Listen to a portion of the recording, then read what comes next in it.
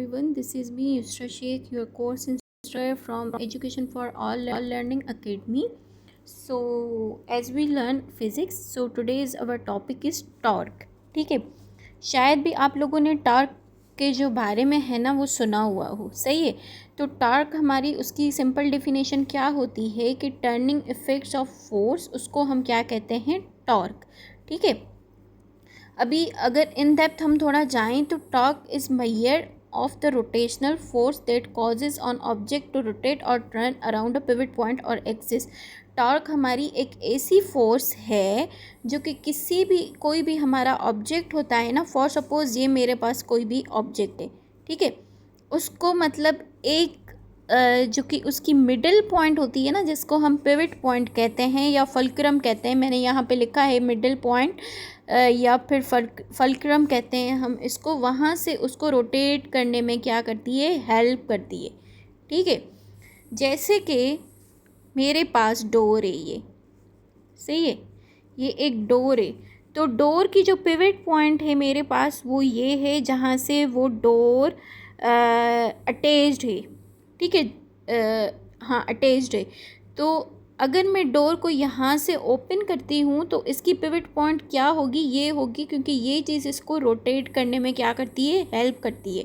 ठीक है, इसी तरीके से हमारे पास जितनी भी ऐसी चीज़ें हैं, आगे मैं एग्जांपल्स आपको दूंगी, ठीक है, वो क्या होती हैं, हमारी टॉर्क। तो टॉर्क हमारी क्या है, एक ऐसी फोर्स है जो कि किसी भी ऑब्जेक्ट को रोटेट करने में उसकी जो मिडिल पॉइंट या उसकी कोई पिवट पॉइंट होती है ना, मतलब कोई एक पॉइंट, उसको वहाँ से रोटेट करने में हेल्प करे।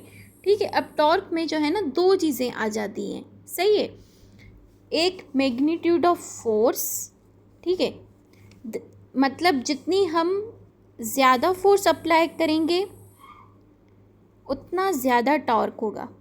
ठीक है, आप जितना दरवाजे पे ज़्यादा फोर्स दे रहे हो उतना ज़्यादा टॉर्क प्रोड्यूस होगा, उतना वो मतलब जितनी शिद्दत से आप फोर्स दोगे ना, उतनी शिद्दत से वो चीज़ उतना ज़्यादा मूव करेगी, राइट।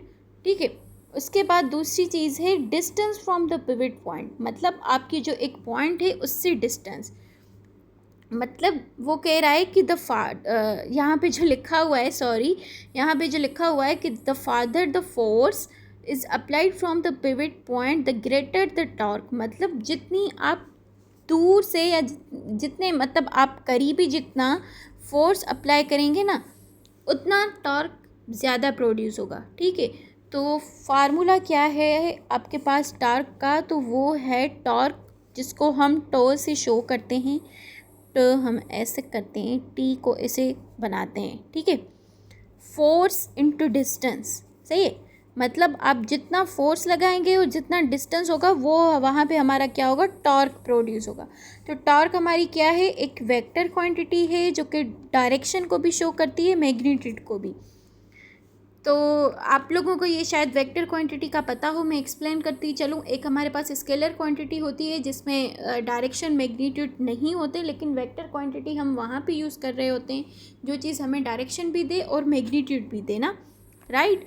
ठीक है, and it is typically measured into newton and metre में ये क्या होती है, मेजर होती है, सही है, क्योंकि फोर्स का जो यूनिट होता है वो हमारे पास न्यूटन होता है और डिस्टेंस को हम मीटर में लेते हैं, तो इन दोनों को मिला के टॉर्क का जो यूनिट बनता है वो बनता है न्यूटन मीटर। ठीक है, अभी ये एक बहुत बड़ा रोल प्ले कर रही है टॉर्क हमारा एप्लीकेशंस में, जो कि हम डेली लाइफ में यूज़ कर रहे होते हैं, जैसे कि हमारे पास हो गया व्रेंचेस और लिवर्स, सही है, उनमें भी जो कि हमारे व्रेंचेस लगे हुए होते हैं दरवाज़ों में, या लिवर्स जो कि हमारी एक पॉइंट होती है उनकी भी, वहाँ पे भी टॉर्क प्रोड्यूस होता है।